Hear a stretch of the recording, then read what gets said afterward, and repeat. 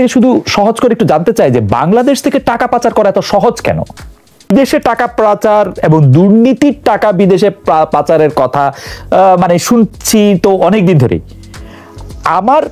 আপনি এই সাংবাদিকতার এই বিভাগটায় মানে টাকা, অর্থনীতি, বাণিজ্য অনেক দিন অনেক গুরুত্বপূর্ণ রিপোর্ট করেছেন, মন্তব্য লিখেছেন, কলাম লিখেছেন, এখনো লিখছেন।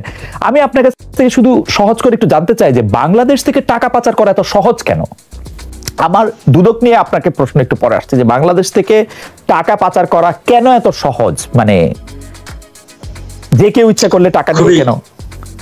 খুব ইন্টারেস্টিং প্রশ্ন। বাংলাদেশ থেকে টাকা পাচার করা আসলেই সহজ এখন পর্যন্ত মনে হয়, কারণ আমরা যেই কানাডাতে আমি সাংবাদিকতা করেছি, বাংলাদেশে কানাডাতেও করি। কানাডাতে আপনি জানেন যে আমাদের একটি আন্দোলন, সামাজিক আন্দোলন চলছে গত 1 বছর ধরে। সেটি হচ্ছে লুটেরা রুখো স্বদেশ বাঁচাও, এই টাকা পাচারকারীদের বিরুদ্ধে। বাংলাদেশে আসলে মেকানিজমটা, অ্যাডমিনিস্ট্রেটিভ মেকানিজম যদি বলি, প্রাতিষ্ঠানিক যে মেকানিজম, বিভিন্ন সংস্থার মেকানিজমগুলো অত্যন্ত দুর্বল, এবং সেই দুর্বলতার সুযোগ নিয়ে যারা টাকা পাচার করতে যায় তারা টাকা বাংলাদেশের বাইরে টাকাটা নিয়ে আসতে পারে। আমি যদি কানাডার কথা বলি, কানাডাতে হচ্ছে আপনি যে কোনো পরিমাণ টাকা আপনি নিয়ে আসতে পারেন, সেটা নিয়ে কোনো বার নাই।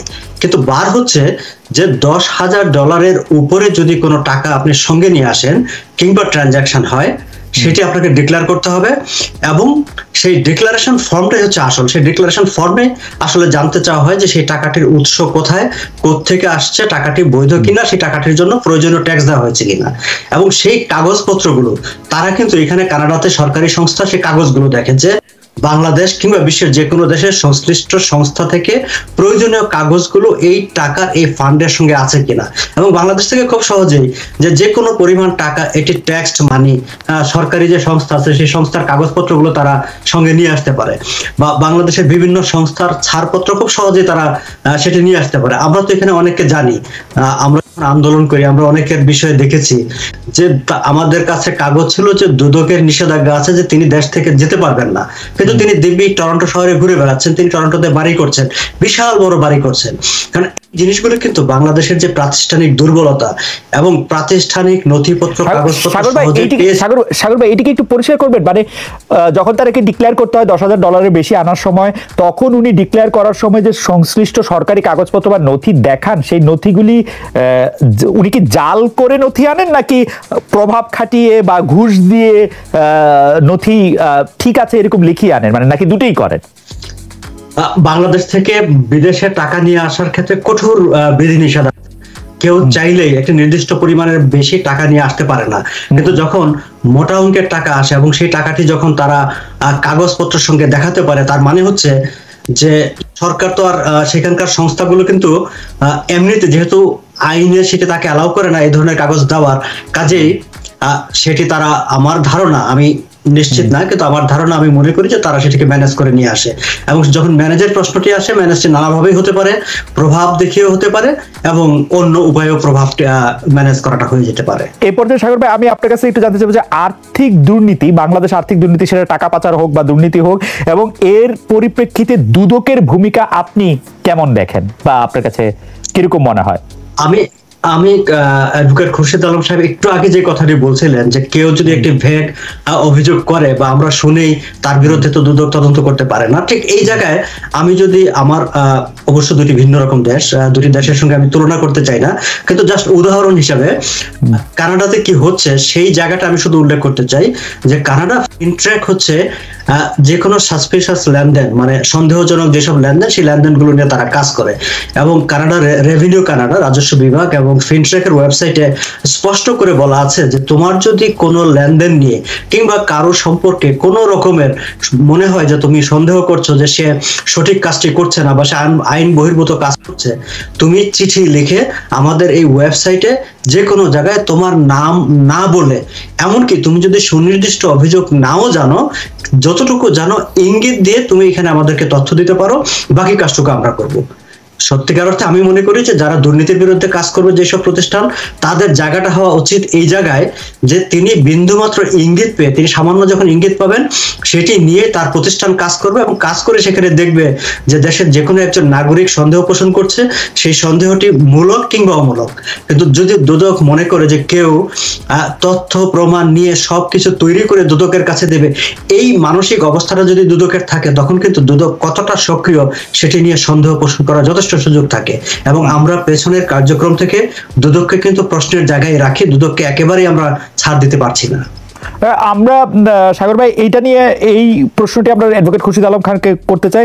আপনার কাছে কি মনে হয় যদি আমরা এরকম একটা দর্শকের জায়গা থেকে আমরা একটা প্রশ্ন করি যে দুদক যখন তার দায়িত্ব নিল তারপর থেকে কি বাংলাদেশে দুর্নীতি কমেছে? মানে এইটার কি কোনো একটা লাইন গ্রাফ কিছু আমরা টানতে পারবো বা এই প্রশ্নটার?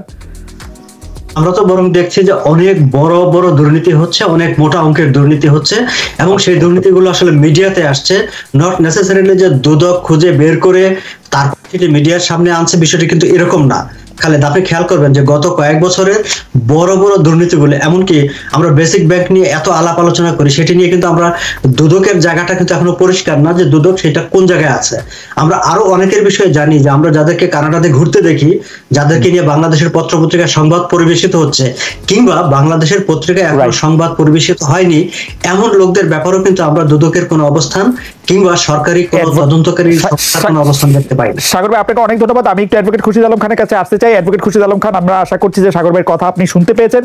আমরা আরেকটি সরল প্রশ্ন করতে চাই যে ধরা যাক বাংলাদেশে যেসব দুর্নীতিগুলি নিয়ে অনেক বেশি আলোচনা হয়েছে, সেটা বেসিক ব্যাংকের কথা সাগর ভাই বললেন, আমি ক্যাসিনো কাণ্ড, রূপপুরের বালিশ, এই কথাগুলি যদি বলি বা যদি বলি হচ্ছে যে মুক্তিযুদ্ধের বন্ধুদের তালিকায় স্বর্ণের মধ্যে খাদ মেশানো, এগুলি যদি বলি, এগুলির ক্ষেত্রে আসলে দুদক কি করেছে, কি মানে কাকে শাস্তি দিয়েছে বা কার জন্য কি করেছে, আমাদের যদি একটু বলতেন জনাব খুরশিদ আলম খান। খালেদ সাহেব, জি জি, দুদক কিন্তু কাউকে শাস্তি দিতে পারে না। দুদক আদালতে একটা প্রসিকিউশন লঞ্চ করতে পারে বাই ফাইলিং চার্জশিট। চার্জশিট দেওয়ার পরে আদালতে চলে যাবে, সেটা আদালতের এখতিয়ার। আর শাস্তি দিবে না খালাস হবে। আর মিস্টার শওকত আলী সাগরের কাগজ যে প্রশ্নের রিপ্লাই গুলো দিচ্ছে, উনি বেসিক ব্যাংক সম্পর্কে ধোয়াশের কিছুই নেই। ফান্ডেড নন ফান্ডেড সবগুলি মামলা হয়েছে। The matter under investigation at the end of fake hour, একদম শেষ পর্যায়ে ইনভেস্টিগেশন। এবং যে আলোচিত ব্যক্তি আব্দুল হাই বাচ্চু, ওনাকে সিরিজ অফ ডেজ টুগেদার ওনাকে জিজ্ঞাসাবাদ করা হয়েছে। ওনার তথ্য ইনফরমেশন যাচাই বাছাইয়ের সঙ্গে ট্রেল অফ মানি, যেটা মানি লন্ডারিং একটা ফান্ডামেন্টাল ইনগ্রেডিয়েন্টস, টাকার উৎস সূত্র ধরে টাকাটা কোথায় গেল, গন্তব্য কোথায়, ট্রেল অফ মানি, এটা খোঁজা হচ্ছে। এটা খুব ট্রান্সপারেন্ট ওয়েতে হচ্ছে, এটা ঝাপসা হওয়ার কিছুই নাই। বেসিক ব্যাংক আপনাকে যদি এখন বলেন কি অবস্থা, তাহলে আপনাকে বলতে হবে আমরা আদালতে যেটা বলি ইনভেস্টিগেশন শেষ পর্যায়ে। আর রূপপুর বালিশকাণ্ডের যেটা আপনি কথাটা বলছেন, রূপপুর বালিশকাণ্ডের 4টা মামলা হয়েছে। 4টা মামলার মধ্যে অনেকগুলি অফিসার কাস্টডিতে আছে। শুধু একজন বেনিফিশিয়ারির জামিন দিয়েছে হাইকোর্ট ডিভিশন, সেটা অ্যাপিলেট ডিভিশন অ্যাফার্ম করেছে, এবং সে ওখানে আন্ডারগ্রাউন্ড যেই টাকা, বিলের টাকা সে রিসিভ করতে পারবে না, এই কন্ডিশনে হিউম্যান গ্রাউন্ডে। বাকি সব আসামি কাস্টডিতে আছে। এবং আমার যে স্টিপুলেটেড পিরিয়ড 270 ওয়ার্কিং ডেজ এর মধ্যে আমাকে চার্জশিট দিতে হবে তদন্ত, সেটা এখনো পার হয়নি।